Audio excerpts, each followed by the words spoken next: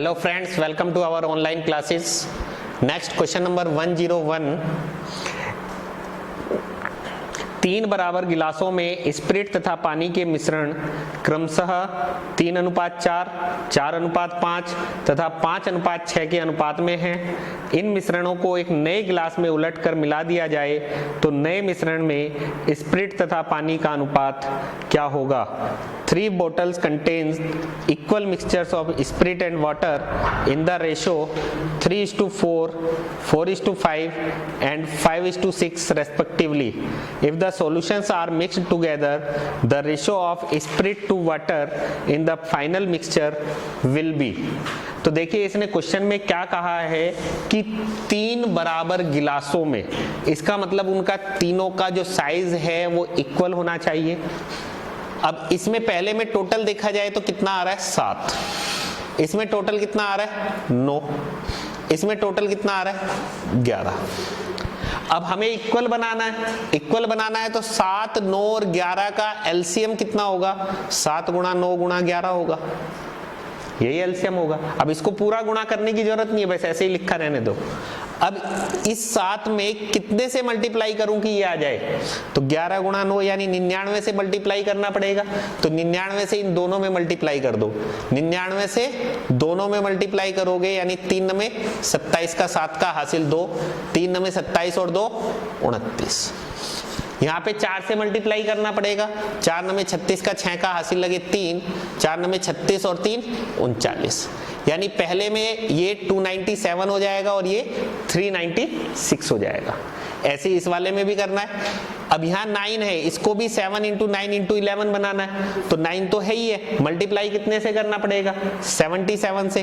तो 77 से मल्टीप्लाई करना है तो 4 सते 28 का 8 का हासिल 2, 4 सते 28 और 2 30। यहाँ पे 5 से 5 सते 35 का 5 का हासिल 1, 5 सते 35 और 1 36। यहाँ 11 है तो इसको भी 7 गुणा 9 गुणा 11 बनाना है। तो इसलिए 11 तो है ही है, 7 गुणा 9 यानी 9 सते 63 से गुणा करना पड़ेगा। तो 63 से इसमें भी 5 तिया 15 का 5 का हासिल 1, 5 छंग 30 और 1 31,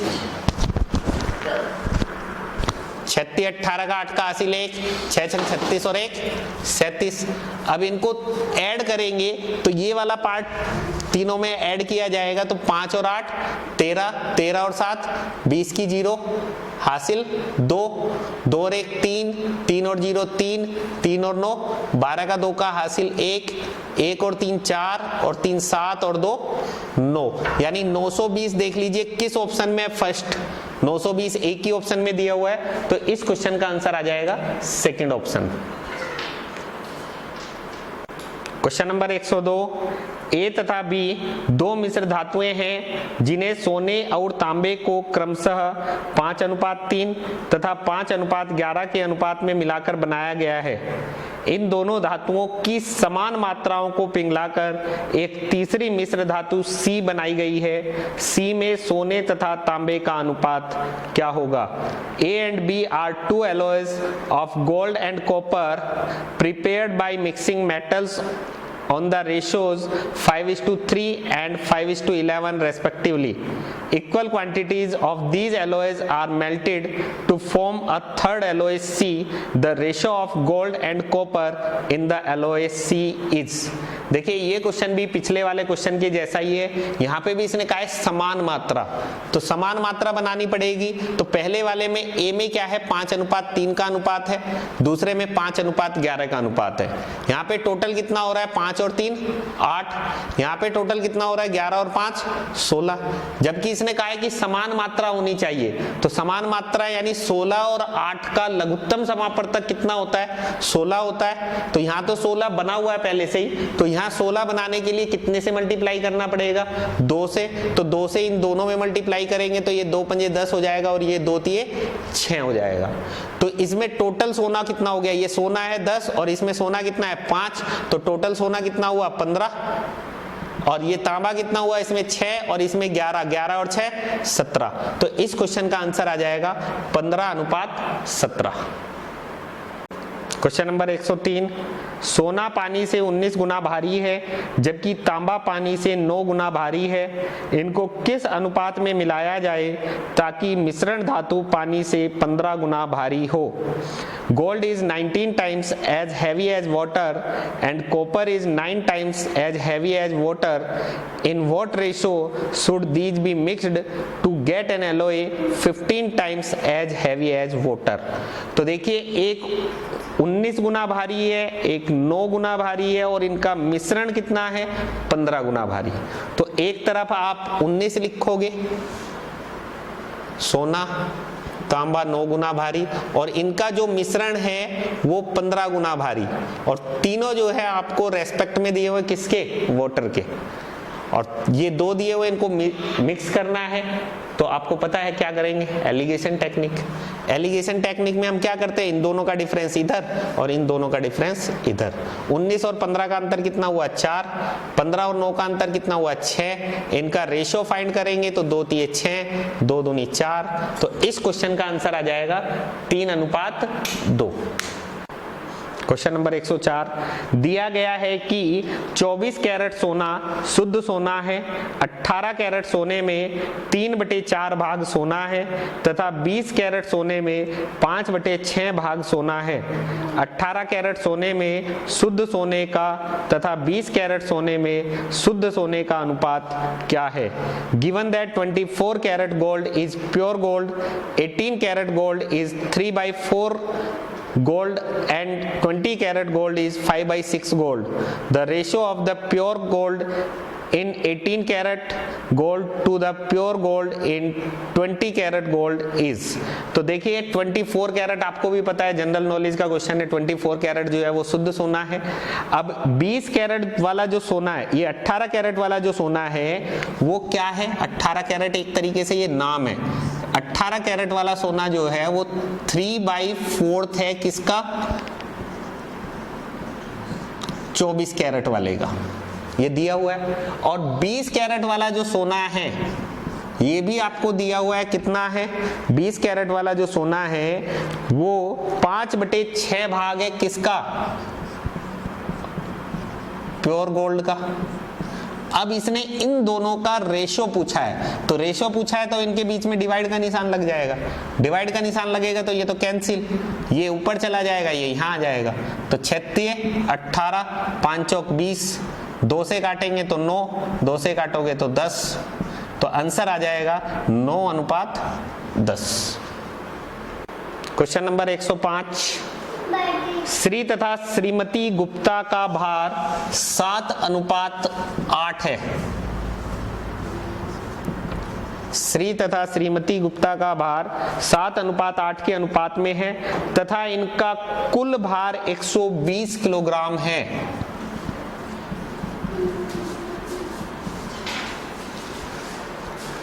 डाइटिंग कोर्स करने के बाद श्री गुप्ता का भार 6 किलोग्राम कम हो गया तथा इनके भार का अनुपात 5:6 हो गया। श्रीमती गुप्ता का भार कितना कम हुआ? The weights of Mr Gupta and Mrs Gupta are in the ratio 7:8 and their total weight combined is 120 kilogram. After taking a dieting course, Mr. Gupta reduces by 6 kg and the ratio between their weights changes to 5:6. So Mrs. Gupta has reduced by। Shrimati Gupta का भार कितना कम हुआ ये आपको बताना है। तो ये देखिए टोटल कितना हुआ? 8 और 7 15। तो 15 बराबर क्या लिखा जाएगा? 120 किलोग्राम। तो 15 बराबर 120, तो 1 बराबर 15 × 8 120, यानी 1 बराबर 8 किलोग्राम। 1 बराबर 8 तो 7 बराबर 8 × 7 = 56, 8 × 8 = 64। 1 बराबर 8 तो 8 × 7 = 56 और 8 × 8 = 64, यानी श्रीमान का भार कितना हुआ? 56 किलोग्राम और श्रीमती का भार कितना हुआ? 64 kilogram.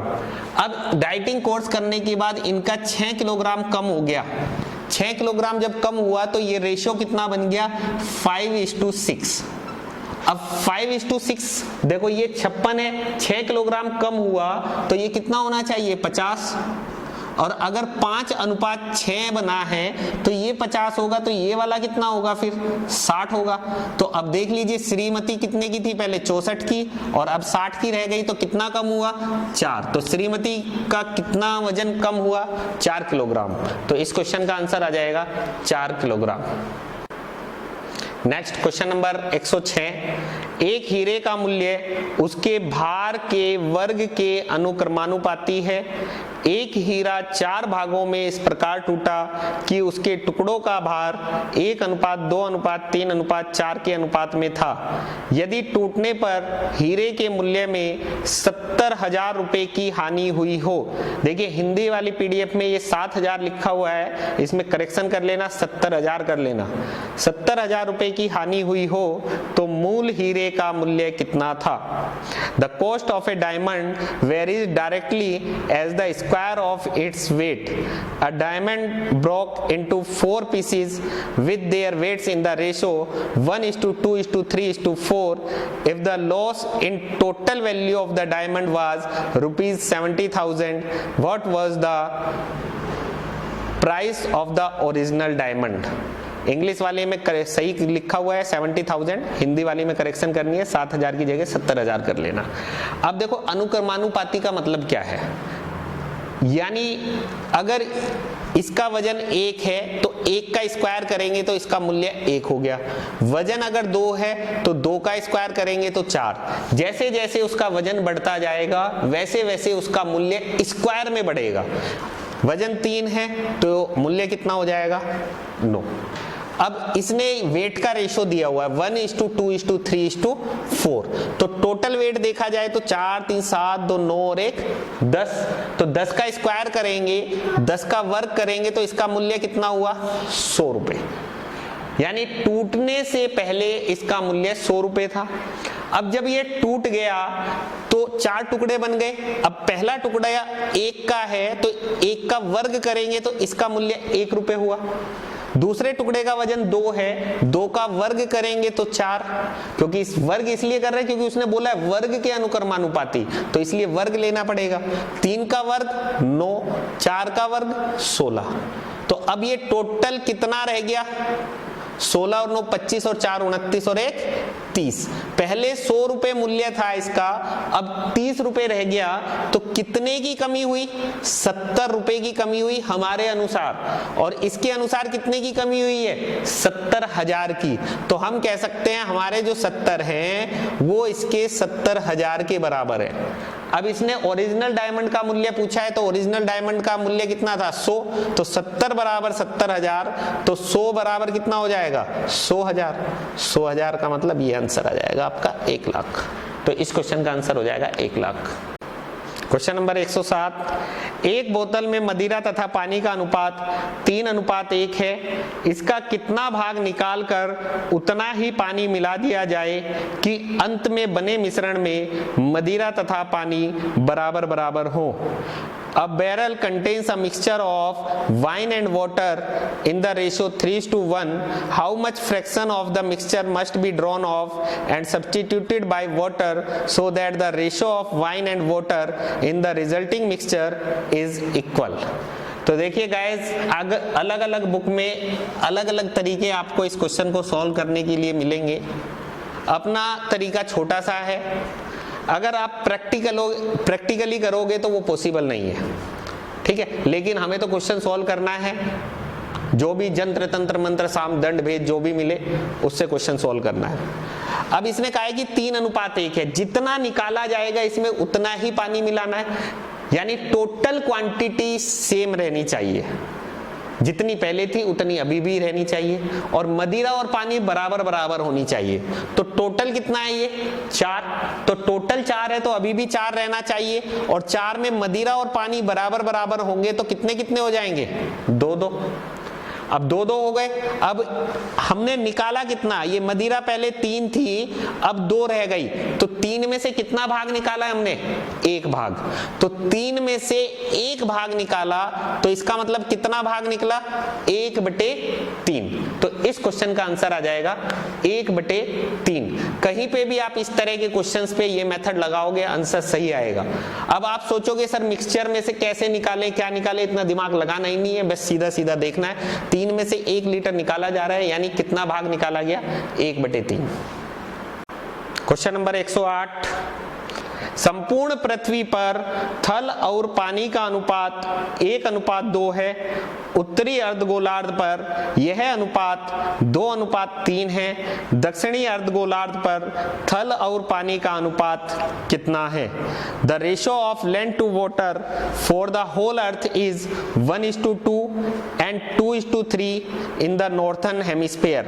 The ratio of land to water in the southern hemisphere is, देखिए पहले कितना है 1:2, ये क्या है पूरी पृथ्वी पर, और ये नॉर्दर्न हेमिस्फीयर उत्तरी अर्धगोलार्ध पे कितना है 2:3, और साउथर्न हेमिस्फीयर पर इसने पूछा है कि कितना होगा, यानी दक्षिणी अर्धगोलार्ध पर क्या अनुपात होगा, ये पूछा गया है।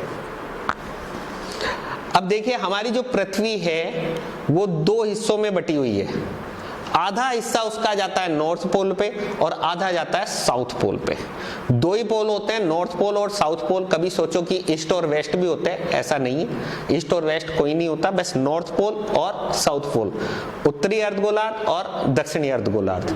तो पूरी पृथ्वी का एरिया या तो हम 100 मान ले, 100 में से आधा यानी 50 जो है वो आपका नॉर्थन पे चला जाएगा और 50 साउथन पे चला जाएगा। अब अगर 100 टोटल मानूं तो 100 टोटल मानोगे तो यहाँ टोटल कितना है 3। अब 3 बराबर अगर 100 रखोगे तो 1 बराबर क्या आएगा, पॉइंट में आएगा, इसलिए हमें 100 नहीं मानना है। अब 100 नहीं माने तो माने क्या, तो हमें कुछ ना कुछ ऐसी वैल्यू माननी पड़ेगी, क्योंकि मानना तो हमें है, कुछ भी माने तो ऐसी वैल्यू माननी पड़ेगी जिससे पॉइंट से बचा जा सके। और इससे रिलेटेड ऐसी वैल्यू कौन सी मानी जाए, इससे रिलेटेड क्वेश्चन मैं आपको करवा चुका हूं। अभी लास्ट वीडियो आप देखोगे तो उसमें एक रामलाल वाला क्वेश्चन आया था। उसमें जैसे हमने माना, उसने कहा था कि दूसरा धन पहले धन का दुगना है, तो पहले धन में हमने 130 माना था, तो दूसरा धन 260 हुआ था। वैसे यहाँ पे देखो 2 और 1 3 यहाँ टोटल हुआ, यहाँ 3 और 2 5 टोटल हुआ। अब 5 और 3 का लघुत्तम समापवर्तक कितना होता है 15। तो इसका मतलब हम मान लेते हैं कि 15 हिस्सा तो नॉर्थ पोल पे गया और 15 हिस्सा साउथ पोल पे गया, तो पूरी पृथ्वी का क्षेत्रफल कितना हो गया 30। क्लियर यहां तक? अब यहां पे टोटल कितना है 3, तो हम कह सकते हैं 3 बराबर 30, तो 1 बराबर 10। 1 बराबर 10 तो ये 10 यहां आ गया, 1 बराबर 10, 2 बराबर कितना 20। यानी हमारी जो पूरी पृथ्वी है उसमें 10 हिस्से पे क्या है आपका थल और 20 हिस्से पे क्या है पानी। 10 हिस्से पे लैंड और वाटर कितने पे 20 पे। उसके बाद ये देखिए 2 और 3 5 बराबर 15, तो 1 बराबर कितना 5 या 15, 1 बराबर कितना आएगा 3। 1 बराबर 3 हो गया तो 2 बराबर 3 दूनी 6 और 3 बराबर 1 बराबर 3, तो 3 तिया 9।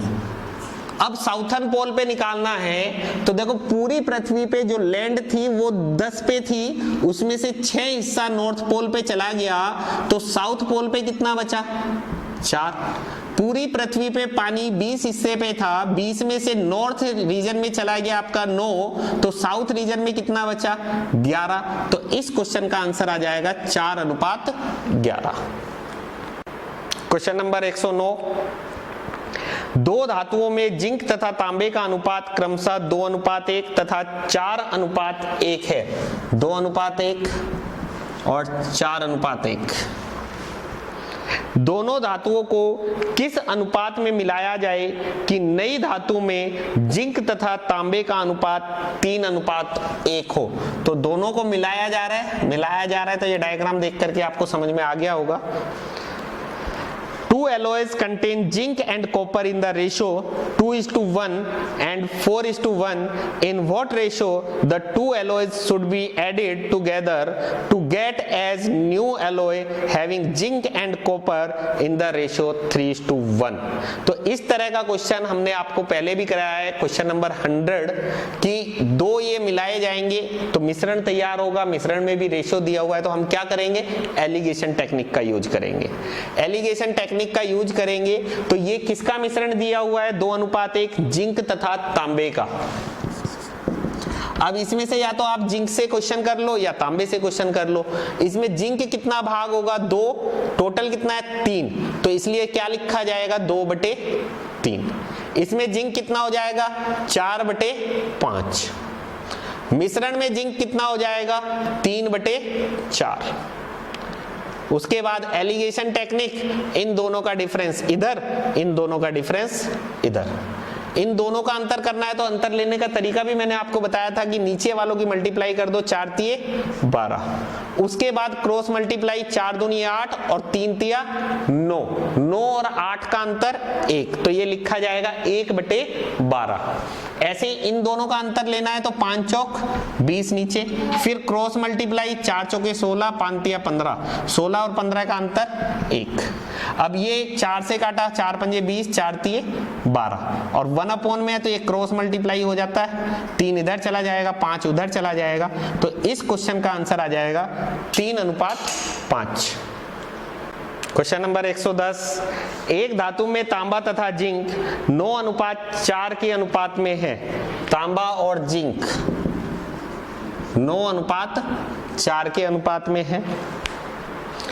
24 किलोग्राम तांबे के साथ, 24 किलोग्राम तांबे के साथ कितना जिंक पिघलाना होगा। An alloy is to contain copper and zinc in the ratio 9:4. The zinc required to melt with 24 kilogram of copper is 24 kilogram तांबे के साथ, तो तांबा दिया हुआ है 24 किलोग्राम, और इसके साथ हमें कितना जिंक पिघलाना होगा ये निकालना है। तो तांबे का रेशो, या तो इसमें अपना वो नियम लगा दो, निकालने वाला अनुपात ऊपर, जिंक निकालना है तो निकालने वाला अनुपात ऊपर, 4 ऊपर। आपको तांबा कॉपर दिया हुआ है 24, तो दिया गया अनुपात नीचे 9 गुणा में दी गई राशि 24, 3 तिया 9, 3 अठे 24, 8 चौक 32/3, यानी 10 सही 2/3 kg, ये आंसर आ जाएगा। नेक्स्ट क्वेश्चन नंबर 111, धातु A के 60 किलोग्राम के साथ धातु B का 100 किलोग्राम मिलाया गया है। यदि धातु A में सीसे और टिन का अनुपात 3:2 हो तथा धातु B में यह अनुपात 4:1 हो, तो नई धातु में टिन कितना होगा। 60 kg of an alloy A is mixed with 100 kg of alloy B to make a new alloy. If alloy A has lead and tin in the ratio 3:2 and alloy B has in the ratio 4:1, then the amount of tin in the new alloy is। Total tin निकालना है, simple question है, कोई भारी नहीं है। 3 और 2 5 = 60, 5 = 60, तो 1 = 12, और इसमें टिन का भाग कितना है 2, तो 1 = 12, तो 2 = 24, यानी इस वाले में 24 किलोग्राम क्या हो गया, टिन हो गया। इसी तरीके से इसमें टिन निकाल लो, यहाँ पे 100 है टोटल, और ये टोटल कितना है 5, तो 5 = 100, तो 1 = 20, और टिन का भाग 1 ही है, तो इसलिए टिन बराबर कितना हो गया इसमें 20 किलोग्राम। अब दोनों को अगर हम मिलाएंगे तो 20 और 24 टोटल कितना हो जाएगा 44 किलोग्राम। तो इस क्वेश्चन का आंसर आ जाएगा 44 kg। नेक्स्ट क्वेश्चन नंबर 112, एक महाविद्यालय में कला, वाणिज्य तथा विज्ञान में अध्ययन करने वाले छात्रों की संख्या का अनुपात 3:5:8 है। यदि इन विभागों में छात्रों की संख्या में क्रमशः 20%, 40% तथा 25% की वृद्धि हुई हो, तो अब इन विभागों में छात्रों की संख्या का अनुपात क्रमशः कितना है। In a college, the number of students studying arts, commerce and science are in the ratio 3:5:8 respectively. If the number of students studying arts, commerce and science is increased by 20%, 40% and 25% respectively, what will be the new ratio of students in arts, commerce and science college? तो देखिए simple question है, percentage topic से related है। 3:5:8 का ratio है, 20%, 40%, 25% की वृद्धि हो गई है। 20% की अगर वृद्धि हुई तो टोटल कितना हो जाएगा? 120%। तो इसका मतलब 3 × 120/100 या डायरेक्ट यूं ही लिख दो 120%। 5 × रेशियो में चलेगा, 5 × 140%, 8 × 125%। अब रेशो में है तो परसेंट ये उड़ जाएगा, 5 से काटा 25, 5 से ये भी कट गया, 5 से इसे काटोगे तो 24 पंजे 120। उसके बाद और किससे कट रहे हैं? ये 4 से काटा, 4 दूनी 8, 4 से इसे काटोगे तो 35 चौके 140, 4 से इसे काटोगे तो 4 छिका 24, तो ये आ जाएगा 36:18 अनुपात 35 अनुपात 25 दूनी 50। तो इस क्वेश्चन का आंसर आ जाएगा 18:35 अनुपात 50।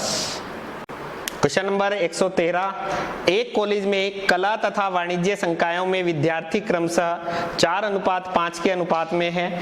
वाणिज्य संकाय में 65 और विद्यार्थियों द्वारा प्रवेश लेने पर यह अनुपात क्रमशः 8:11 हो गया। कला संकाय में कितने विद्यार्थी हैं? In a college, the students in arts and commerce faculties were in the ratio of 4:5।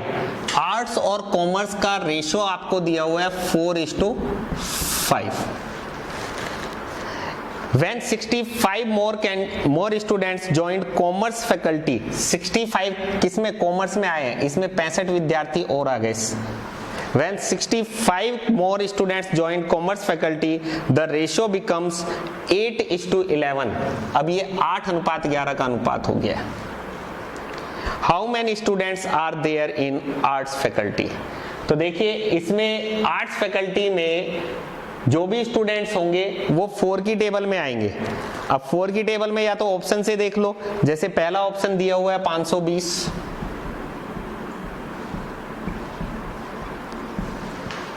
दूसरा ऑप्शन 650, तीसरा ऑप्शन 715, चौथा option can not be determined.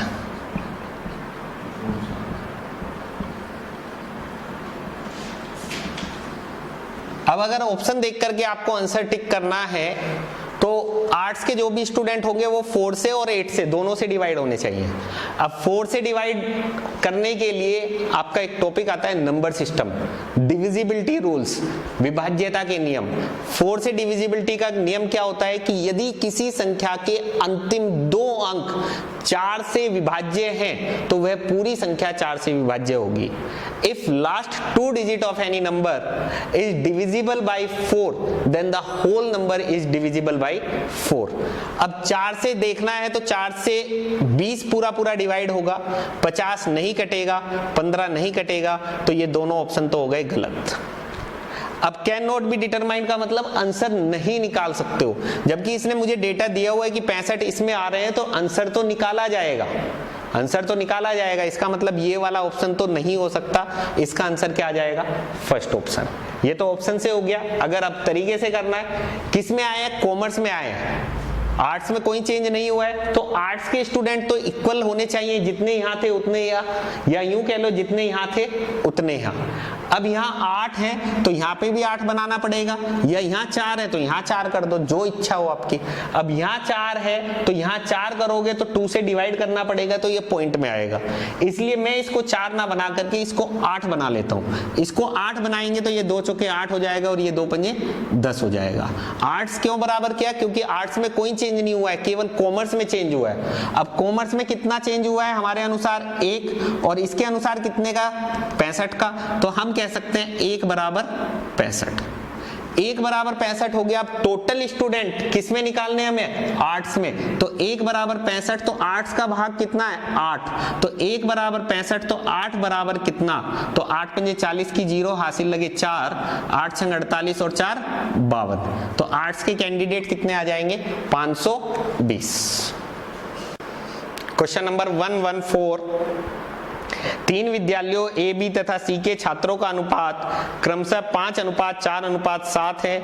इन विद्यालयों में छात्रों की संख्या में क्रमशः 20%, 25% तथा 20% की वृद्धि होने पर यह अनुपात होगा क्रमशः।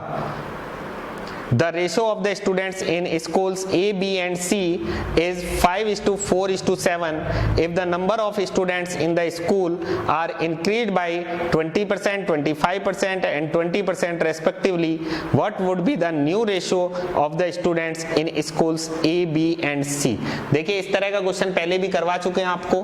क्या रेशो है, 5:4:7 और इंक्रीज कितना कितना हुआ है, 20, 25 और 20। इसमें 20% की वृद्धि हुई है, इसमें 25% की वृद्धि हुई है और इसमें 20% की वृद्धि हुई है। तो अभी बताया था आपको 1-2 क्वेश्चन पहले ही कि 20% की वृद्धि हुई है तो टोटल कितना हो जाएगा, 120%। यानी 5 का हम क्या करेंगे, 120% निकालेंगे। 4 का कितना निकालेंगे, 25% की वृद्धि हुई है तो 125% लिखा जाएगा। 20% की वृद्धि हुई है तो 120% लिखा जाएगा। रेशो में है तो परसेंट उड़ जाएंगे। 5 से काटा 5, ये कट गया, 5 से काटा 25, 5 से इसे काटोगे तो 24 पंजे 120। 4 से काट लेते हैं, 4 एकन 4, 4 से काटोगे 4 तिये 12, 4 से इसे भी काटना पड़ेगा, 4 छिके 24। देखो जब काटते हैं तो तीनों में काटना, ये नहीं कि बस इन दो में कट रहा है तो इन दोनों में काट लिया और इसको छोड़ दिया।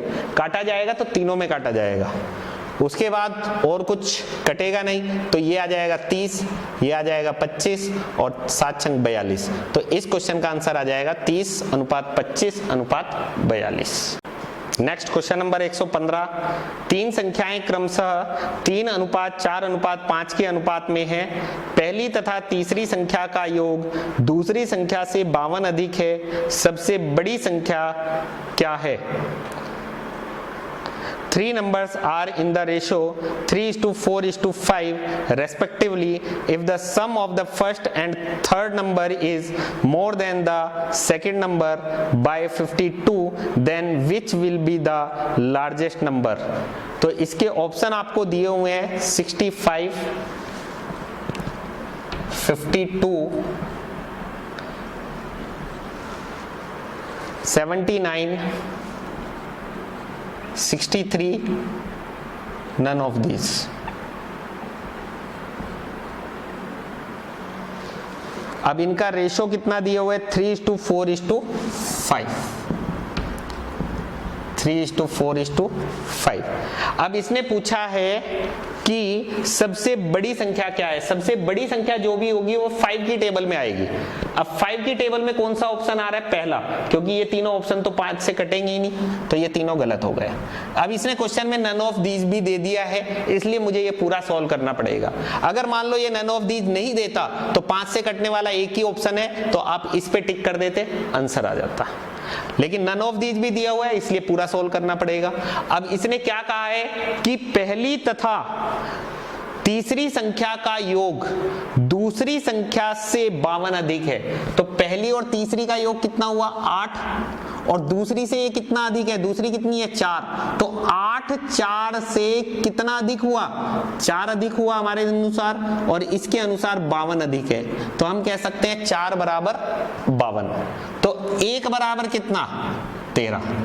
1 बराबर 13, तो सबसे बड़े वाला पूछा है तो सबसे बड़े वाला 5 है। तो 1 बराबर 13, तो 5 बराबर 13 गुणा 5 यानी 65। तो इस क्वेश्चन का आंसर आ जाएगा 65। क्वेश्चन नंबर 116, 2 संख्याएं 3:4 के अनुपात में है। प्रत्येक संख्या में 6 की वृद्धि करने पर यह अनुपात 4:5 हो जाता है। इन संख्याओं का अंतर कितना है? 2 numbers are in the ratio 3:4. If 6 is added to both their ratio changes to 4:5, the difference of these numbers is। तो देखिए गाइज, इस तरह के क्वेश्चन पहले भी करवाए हैं। पहले 3:4 का अनुपात था, अब 4:5 का अनुपात हो गया। कब हुआ? जब हमने इन दोनों में 6 की वृद्धि की है। इन दोनों में कितने की वृद्धि की गई है? 6 की। अब यहाँ पे कितने का डिफरेंस है? 1 का। यहाँ पे भी कितने का डिफरेंस है? 1 का, यानी अंतर समान है दोनों में। अब यहाँ पे 3 से 4 हो रहा है, तो हमारे अनुसार 1 बढ़ रहा है, इसके अनुसार 6 बढ़ रहा है, तो 1 बराबर 6।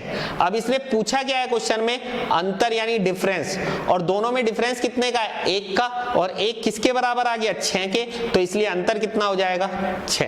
पूरा सोल्व करने की जरूरत नहीं है कि दोनों संख्याएं निकालो फिर उनका डिफरेंस निकालो। ये तरीके बताए हैं शॉर्टकट तरीके, क्योंकि कंपटीशन एग्जाम अगर आपको क्लियर करने हैं तो जो तरीके मैं बता रहा हूं इन्हीं तरीके से आपको क्वेश्चंस करने पड़ेंगे। अगर आप अपने तरीके से करोगे एक्स वगैरह मान के, तो टाइम ही नहीं पता चलेगा कितना हो गया। इसलिए आपको ये तरीके ऑप्शन मेथड्स बताता जा रहा हूं मैं क्वेश्चंस के साथ साथ, तो ऑप्शन मेथड भी आपको सीखने हैं, क्योंकि कंपटीशन एग्जाम में ऑप्शंस आते हैं तो ऑप्शंस का यूज करना आपको आना चाहिए। Next question number 117। दो संख्याएं 2:3 के अनुपात में हैं तथा इनका गुणनफल 96 है, इनका योगफल कितना है? Two numbers are in the ratio 2:3 and their product is 96, their sum is। तो देखिए सम फाइंड करना है, 2:3 दिया हुआ है और प्रोडक्ट गुणनफल कितना है? 96। ऑप्शन क्या क्या है? First option, second option, third option, fourth option. Option दिए हुए हैं आपको 5, 20, 101 और 102। 5, 20, 101 और 102। अब यहीं से देखिए इसने क्या पूछा है? योगफल पूछा है। व्हाट इज द सम? योगफल पूछा है, तो योगफल क्या होगा? 3 और 2 5। 5 की टेबल में आएगा, 5 के पहाड़े में आएगा। अब 5 के पहाड़े में कौन सा ऑप्शन आ रहा है? एक तो ये आ रहा है, एक ये आ रहा है, तो ये दोनों तो हो गए गलत। अब ये 5 अगर टोटल है तो इसका मतलब ये 2 हुआ, ये 3 हुआ। अब इन दोनों को गुणा करोगे तो 3 दूनी 6 ही हो रहा है, जबकि मुझे क्या चाहिए? गुणनफल 96। तो इसलिए ये वाला ऑप्शन भी गलत और ये वाला सही। इसको क्रॉस चेक भी करना है, तो 3 और 2 5 बराबर 20, 5 बराबर 20 तो 1 बराबर 4, 1 बराबर 4 तो 2 बराबर 8 और 3 बराबर 3 चौके 12, यानी पहली संख्या 8 हो गई, दूसरी संख्या 12 हो गई। इन दोनों का गुणनफल करोगे तो 12 8 96 भी आ जाएगा। तो इस क्वेश्चन का आंसर हो जाएगा सेकंड ऑप्शन। Question number 118। तीन संख्याएं ए, बी तथा सी ऐसी हैं कि ए का दुगुना बी के 3 गुने के बराबर है तथा बी का 4 गुना सी के 5 गुने के बराबर है। ए तथा सी का अनुपात कितना है? There are 3 numbers A, B, C such that twice of A is equal to thrice of B and 4 times of B is equal to 5 times of C. Then the ratio between A and C is। तो इसने कहा है कि A का दुगुना B के 3 गुने के बराबर है। Twice of A is equal to thrice of B। तो ऐसे लिखा जाएगा 2A is equal to 3B। फिर इसने आगे कहा है कि B का 4 गुना C के 5 गुने के बराबर है। B का 4 गुना C के 5 गुने के बराबर है। और पूछा क्या है इसने कि A तथा C का अनुपात कितना है। तो इस तरह के क्वेश्चंस आपको पार्ट 1 में करवा चुके हैं। यहां से A अनुपात B कितना आ जाएगा? A के बराबर में 3 और B के बराबर में 2, तो A अनुपात B आ गया 3:2। यहां से B अनुपात C कितना आ जाएगा? B के बराबर में 5, C के बराबर में 4, यानी 5:4। और इसने A अनुपात C पूछा है, यानी पहले और आखिरी का अनुपात पूछा गया है। यहाँ B है, यहाँ B है, तो पहले और आखिरी का अनुपात निकालने के लिए आपको बताया गया था कि इन दोनों की मल्टीप्लाई आपस में, इन दोनों की मल्टीप्लाई आपस में। तो 5 × 15 और 4 दूनी 8। तो इस क्वेश्चन का आंसर आ जाएगा 15:8। Next question number 119। तीन संख्याएं 5:6:7 के अनुपात में हैं। यदि इन संख्याओं का गुणनफल 5, 6, 7, 0 हो तो इनमें सबसे बड़ी संख्या कौन सी है? 3 numbers are in the ratio 5:6:7 and their product is 5, 6, 7, 0. Which is the largest number? सबसे बड़ी संख्या पूछी गई है कि क्या है। तो देखिए सबसे बड़ी संख्या जो भी होगी वो 7 के पहाड़े में आएगी। 7 के पहाड़े में कौन सा ऑप्शन है, ये 7 से नहीं कटता, ये हटाओ, ये भी हटाओ। अब 7 से ये दोनों कट रहे हैं। अब अगर इसको मैं लेके चलूं तो 7 बराबर 21, तो 1 बराबर 3, तो 1 बराबर 3। अब यहाँ 21 बनाना है, या यहाँ पे 21 बनाना है तो कितने से मल्टीप्लाई करना पड़ेगा तीनों में, 3 से। तो 3 सते 21, 3 छंगे 18, 3 पंजे 15, यही लिखा जाएगा। अब इन तीनों को गुणा करने पे 5670 आना चाहिए।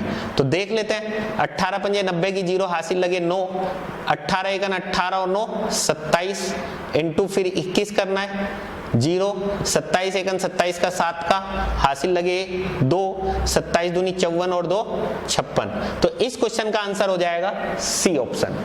ये तो हो गया ऑप्शन मेथड।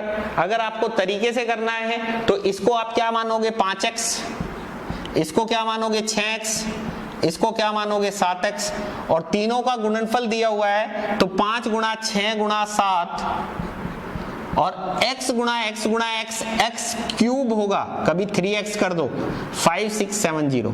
अब ये मत कर देना 5 से ये 5 काट दो, 6 से ये 6 काट दो, 7 से ये 7 काट दो, गलत हो जाएगा। तो x क्यूब बराबर क्या लिखा जाएगा 5670 अपॉन 5 गुणा 6 गुणा 7।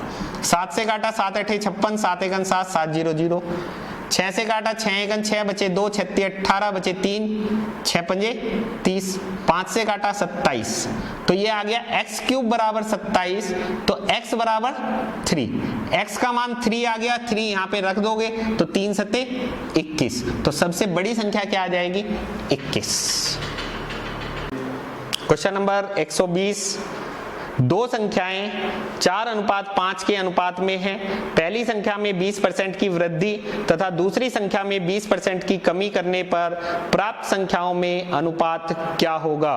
The ratio of two numbers is 4:5 when the first is increased by 20% and the second is decreased by 20%, then the ratio of resulting numbers is। तो देखिए क्या कहा इसने, 4:5 रेशियो दिया हुआ है। पहले में क्या हुआ है कि 20% की वृद्धि हुई है और दूसरे में 20% की कमी, यहां पे वृद्धि और यहां पे कमी।